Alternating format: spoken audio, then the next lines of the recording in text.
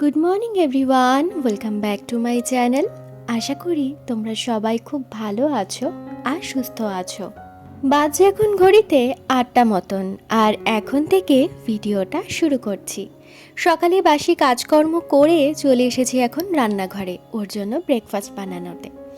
আজকে সকালের ব্রেকফাস্টে ছিল রুটি আর বেগুন দিয়ে অল্প আলু দিয়ে পেঁয়াজ দিয়ে একটা ভাজা, যেটা খেতে ও ভীষণ ভালোবাসে। আর এখানে দেখো, ওর জন্য গতকাল রাত্রেবেলা ভিজিয়ে রেখেছিলাম একটুখানি মেথি। এখন সুগারটা অনেকটাই কন্ট্রোলের মধ্যেই আছে। ডাক্তার বলেছে 2 থেকে 3 মাসের মধ্যে ওষুধ ওর পুরোপুরি বন্ধ করে দেবে। তবে সুগারটা মেনটেন করার জন্য যা যা করছিল এতদিন সেটাই কিন্তু করতে হবে। তবে সপ্তাহে আগে 2 থেকে 3 দিন আমি মেথির জল দিতাম, আর এখন যেহেতু পুরোপুরি কন্ট্রোলে আছে তো সে কারণের জন্য এখন আমি সপ্তাহে 1 দিন করে মেথির জল দিই। আর ড্রাই ফ্রুটসটা কিন্তু প্রত্যেক দিনই থাকে আমাদের দুজনের ব্রেকফাস্টের পাতে।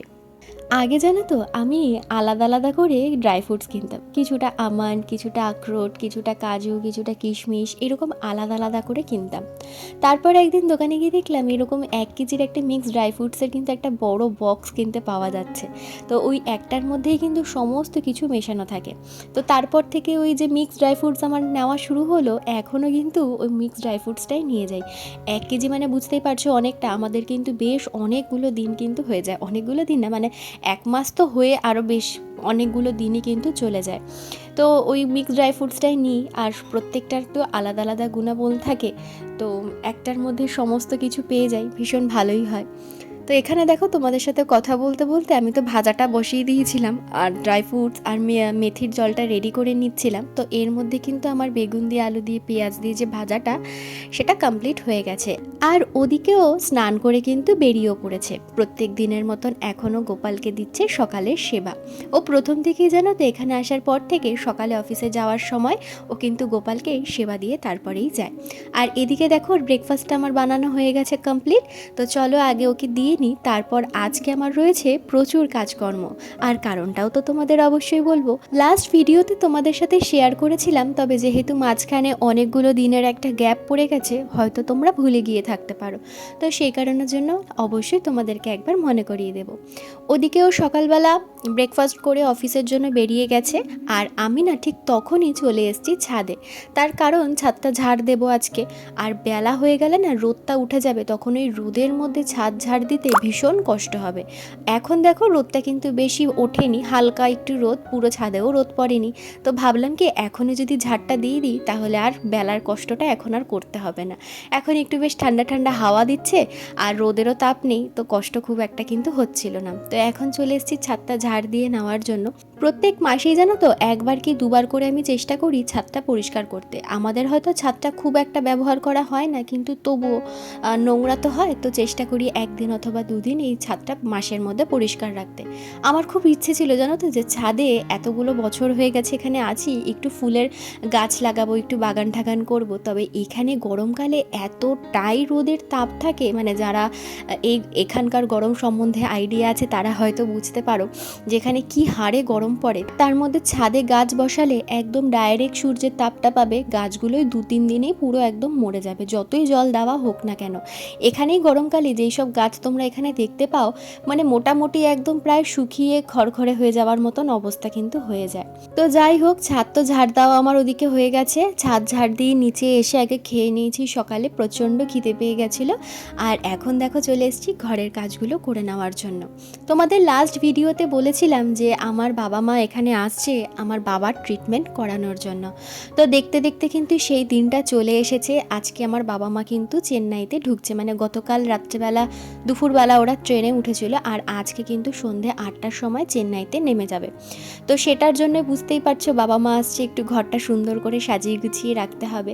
আর সেই কারণের জন্য কিন্তু নতুন বেডশিটটা পেতে ফেললাম। আজকে যদিও ঠিকও করে রেখেছিলাম সকাল সকালই বেডশিটটা চেঞ্জ করব, আমি ওই 1 সপ্তাহ পর পর বেডশিট কিন্তু চেঞ্জ করে ফেলি।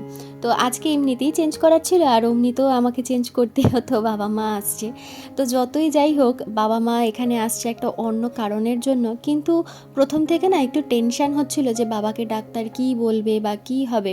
যত দিন এগিয়ে আসছে তত না মনটা ভালো হয়ে যাচ্ছে, যে যতই যাই হোক বাবা মা তো আসছে, এখানে কটা দিন থাকবে, আমার কাছে থাকবে, এই কটা দিন আমাকে আর একা থাকতে হবে না। তো এগুলো ভেবেই না তখন অটোমেটিক ভেতরে একটা আলাদাই আনন্দ কাজ করছিল। তো যাই হোক, এখানে দেখো আমার বিছানাটা তো পুরো গোছানো রেডি হয়ে গেছে, আর এদিকে প্রত্যেক দিনের মতন সেলফের কাজগুলো করতে আমি চলে এসেছি, মানে সেলফগুলো পরিষ্কার করে রাখা।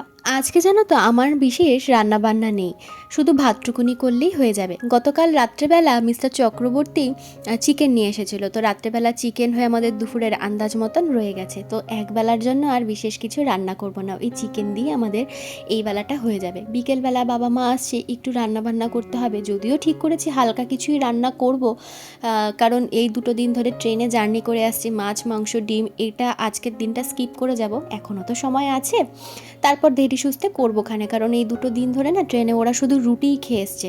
তো আমি বললাম রাত্রেবেলা আমি একটু গরম গরম ভাত করে রেখে যাব, মানে আমি বাবা মাকে আনতে যাব, তো একটু ভাতটা করে রেখে যাব, ডালটা করে রেখে যাব, আর একটু কিছু তরকারি করব আর ভাজা করব, আজকের জন্য এইটুকুনি রাত্রেবেলার খাবার থাকবে। তো মা বললো অত কিছু করতেই হবে না, তুই শুধু ডাল করবি, বাবাকে গরম গরম একটা ডিমের অমলেট করে দিবি, আর আমাকে একটা কিছু ভাজা করে দিলেই হয়ে যাবে। যতই হোক ওনারা বলুক, ওরকমভাবে কি আর খেতে দেওয়া যায়। তো যাই হোক, এখনও ঠিক করিনি কিসের তরকারি করব, তো সেগুলো সবই চেষ্টা করব তোমাদের সাথে ভিডিওতে শেয়ার করার। তো ওদিকে আমার সেলফ তো গোছানো হয়ে গেছে, এর ফাঁকে গিয়ে আমি ভাতটা বসিয়ে দিয়ে এখন চলে এসেছি এই টুকটাক ঝাড়া পোছাগুলো করবার জন্য। এগুলো তো প্রত্যেক দিনের বেশিই আমাকে করতে হয়। আজকে ঠিক করেছি বালিশগুলো একটু রোদে দেবো, বেশ কয়েকদিন পর পর একটুখানি রোদ ওঠে, আবার মেঘ করে থাকে, বৃষ্টি হয়, এরকম তো ওয়েদার এখানে চলতেই থাকে।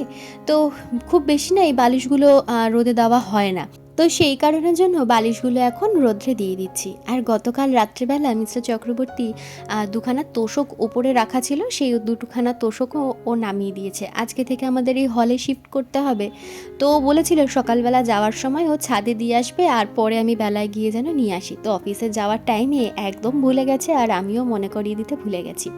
তো যাই হোক, এখানে আপাতত বালিশগুলো রোদ্রে দিয়ে নিচ্ছি, তারপরে একটু ভাতটা নামিয়ে, ভাতও এর মধ্যে হয়ে গেছে, আর তোষকটা তারপরে যাব রোদ্রে দিতে।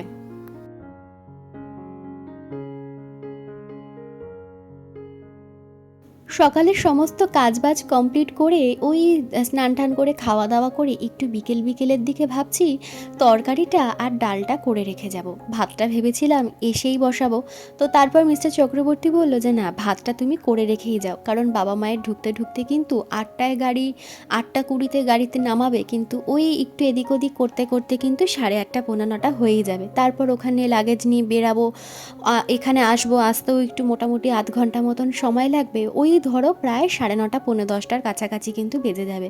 তো অত রাতে তুমি এসে ভাত বসাবে, ততক্ষণ ওনারা ওয়েট করবে, তারপর ওরা খাবে।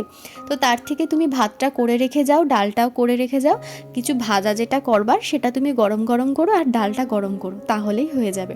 তো সেই কথা মতনই আমি করব। আর এখান থেকে আমরা বেরাবো মোটামুটি 7টার মধ্যে, তো তার আগেই ঘরের সন্ধ্যা ঠন্ধ্যা দেওয়া, রান্নাবান্না কমপ্লিট আমাকে করে তারপরে কিন্তু যেতে হবে।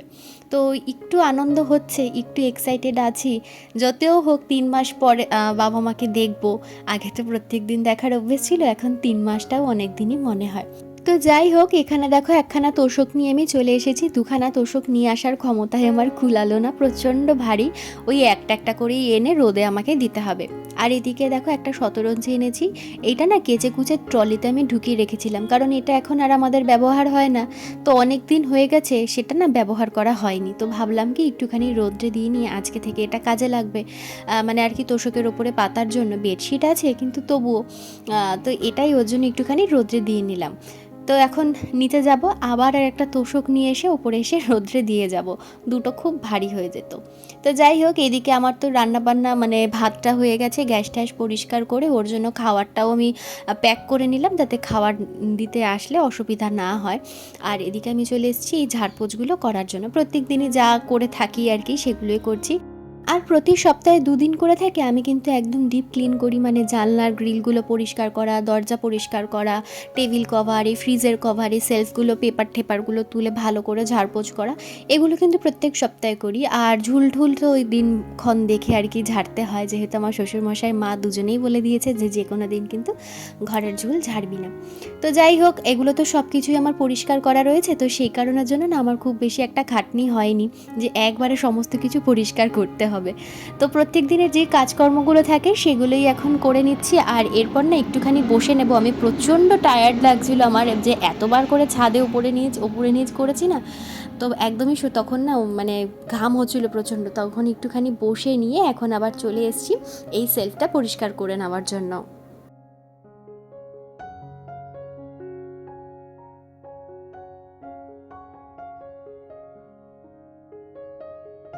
জানি না বাবা মা আসবার পর কটা ভিডিও আমি তোমাদের সাথে শেয়ার করতে পারবো, তবে অবশ্যই চেষ্টা করব ভিডিও শেয়ার করবার, কারণ প্রথমের দিকে একটু টেনশানেই থাকতে হবে। এখানে বাবা মা আজকে আসছে, পরশু দিন কিন্তু বাবা মায়ের ডাক্তার দেখানোর ডেট, তো সেখানে একটু সময় দিতে হবে, কটা দিন লাগতে পারে বা কী ডাক্তার বলছে সেগুলো নিয়ে একটু তো টেনশান হচ্ছেই, কিন্তু তাও চেষ্টা করব তোমাদের সাথে ভিডিও শেয়ার করবার। তবে একটা কথা ভেবে জানো তো ভীষণ ভালো লাগছে। হ্যাঁ, অবশ্যই তার আগে বাবার ডাক্তার দেখিয়ে নিই, কী বলে সেই দিক থেকে আগে নিশ্চিন্ত হয়ে নিই, তারপর এই কথাটা। তো এই একটা কথা ভেবেই ভাল লাগছে যে অনেক দিন পর আবার ঠিক বিয়ের আগের মতন বাবা মায়ের সাথে সময় কাটাতে পারবো। আমি যখন কলকাতায় যাই তখন অবশ্যই আমার বাবার বাড়িতে আমি থাকি, আমার শ্বশুর বাড়িতেও থাকি, তো দুটো দিকে ব্যালেন্স করেই তো চলতে হয় বিয়ের পরে। তো সেরকমভাবে না কোনো বাড়িতেই, মানে দুই বাড়ির কথাই বলছি, ওই একটানা সময় কাটানো হয় না। তবে এইবার পুজোর সময় যখন গেছিলাম তখন কিন্তু দুটো বাড়িতেই বেশ কিছুদিন করে কিন্তু থাকতে পেরেছি। তো যাই হোক, বাবা মা এখানে আসছে, আর এইবার আমার কোথাও যাওয়ার নেই, বাবা মায়েরও কোথাও যাওয়ার নেই, একসাথেই সবাই মিলে থাকবো। তো এটা ভেবেই ভীষণ ভালো লাগছে। তো যাই হোক, দুপুরবেলা কাজকর্ম করে ওঠার পর থেকে আমার শরীর এতটাই খারাপ লাগছিল যে আমি মিস্টার চক্রবর্তীকে ফোন করে বলতে বাধ্য হয়েছি যে তুমি গিয়ে বাবা মাকে নিয়ে আসো, আমি যেতে পারবো না। মানে এটা শুনে ও একটু অবাকই হয়ে গেছিলো, যে আমাদের প্ল্যান ছিল এটাই যে আমি এদিক থেকে চলে আসবো, ও ওদিক মানে অফিস থেকে ও এখানে চলে আসবে, তারপর দুজনে একসাথে বাবা মাকে নিয়ে বাড়িতে ফিরবো। তো সেটা আর হলো না, তার কারণ আমার শরীর প্রচণ্ড খারাপ হয়ে গেছিলো, মানে আমি আর পারছিলাম না, আমার আর কোনো এনার্জি ছিল না। তো ও এবার বাবা মাকে একাই নিতে এসছে। আর স্টেশনে এসে কিন্তু একটা ভীষণ ভালো সুন্দর জিনিস দেখলাম, ডবল ডেকারের ট্রেন। এরকম ট্রেন কিন্তু আমি আগে কখনো দেখিনি। তো ভিডিও ওই করে এনেছে, এই যে এখানে আমার বাবা মাকে বলা ছিল যে তোমরা ট্রেনেই বসে থাকবে, যেহেতু ভারী লাগেজ আছে, বাবা ট্রেনে নামাতে পারবে না, মায়ের পক্ষেও সম্ভব না, তো ও ওখানে মানে ভেতরে গিয়ে লাগেজগুলো নামিয়ে তোমাদেরকে নিয়ে আসবে। তো সেরকমভাবেই আর কি ওরা ট্রেনের মধ্যে বসেছিল। তো তারপর আমি বারে বারে ফোন করছিলাম যে কতক্ষণ লাগবে, আমি রান্নাবান্না একদম গরম গরম করেছি, আর দুপুর কিছু করে রাখিনি। তো এর মধ্যেই ওরা দেখলাম চলে এসেছে, আর মানে এটা দেখার পর তো ভীষণ ভালো লাগছিল আমার। তো চলো আজকের জন্য ভিডিওটা এখানেই শেষ করে দিচ্ছি, দেখা হচ্ছে আগামীকাল নতুন আর একটা ভিডিও নিয়ে। ততক্ষণের জন্য সবাই সুস্থ থেকো, ভালো থেকো, আর আমার ভিডিও যদি তোমাদের ভালো লেগে থাকে তাহলে অবশ্যই আমার চ্যানেলটা সাবস্ক্রাইব করে দিয়ে পাশে থেকো, আর আরেকটু বেশি ভালো লাগলে একটা লাইক করে দিতে কিন্তু ভুলো না। তো ফাইনালি ওরা চলে এসছে, তো চলো এখানেই শেষ করলাম, টাটা।